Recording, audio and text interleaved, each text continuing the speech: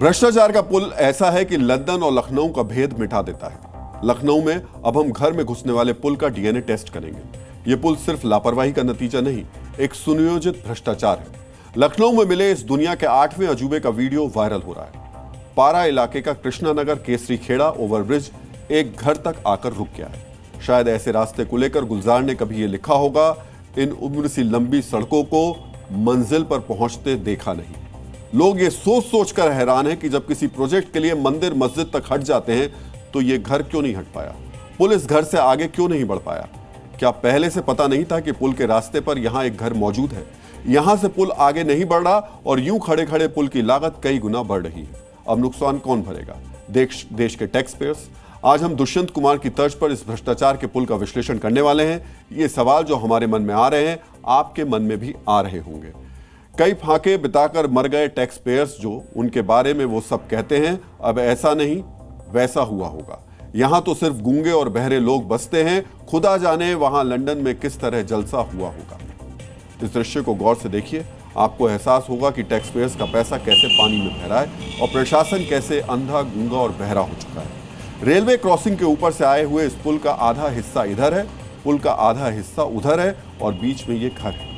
ऐसा लग रहा है जैसे पुल इस कॉम्प्लेक्स के भीतर से निकल रहा है और लोहे की छड़ें दीवार से गले मिल रही है।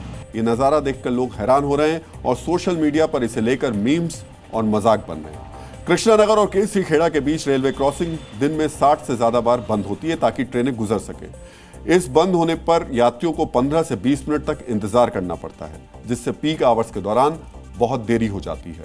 हर रोज की इस परेशानी को कम करने के लिए ओवरब्रिज का निर्माण शुरू हुआ। इसकी आधारशिला 17 जुलाई 2023 को रखी गई थी और फरवरी 2024 में काम शुरू हुआ था। रिपोर्ट में बताया गया है कि 75% काम पहले ही पूरा हो चुका है। कृष्णानगर रेलवे क्रॉसिंग के पास बन रहा यह पुल कानपुर रोड और हरदोई रोड को जोड़ेगा और 5 लाख से ज्यादा आबादी को ट्रैफिक जाम से आराम देगा। इस 2 लेन के रेलवे ओवरब्रिज की लंबाई करीब 1 किलोमीटर और लागत करीब 74 करोड़ रुपए है। लेकिन 3 महीने से इस पुल का निर्माण रुका पड़ा है। इस ब्रिज को लेकर रुकावटें तब आई जब पुल का निर्माण कृष्णानगर केसरी खेड़ा क्रॉसिंग तक पहुंचा और ये कॉम्प्लेक्स और दूसरी इमारतें सीधे फ्लाईओवर के रास्ते में आ गई। इन संपत्तियों के मालिकों को अब तक मुआवजा नहीं मिला था, जिसके चलते यह निर्माण रोकना पड़ा। प्रशासन का कहना है कि इस कॉम्प्लेक्स का कुछ हिस्सा रेलवे की जमीन पर है, लेकिन कॉम्प्लेक्स के मालिक दावा कर रहे हैं कि जमीन उनकी है। जब जी न्यूज के संवाददाता तुषार श्रीवास्तव ने यह अपडेट किया कि मुआवजे का विवाद सुलझ गया है और पुल के दोनों हिस्सों के बीच आने वाले कॉम्प्लेक्स के मालिक ने वो हिस्सा तोड़ने का काम शुरू कर दिया है जहां से इस पुल को गुजरना था। पर सवाल यह है, ये काम तो पहले ही करना था। 7 महीने से जो काम रुका था, उससे जो लागत बढ़ती है, उसका जवाब कौन देगा? आधा हिस्सा उधर बन चुका है, आधा हिस्सा यहां बन चुका है और बीच में ये कॉम्प्लेक्स है, जिसकी वजह से ये पुल का काम रुका पड़ा है। लेकिन दोनों पक्ष की बातचीत हुई है आपस में।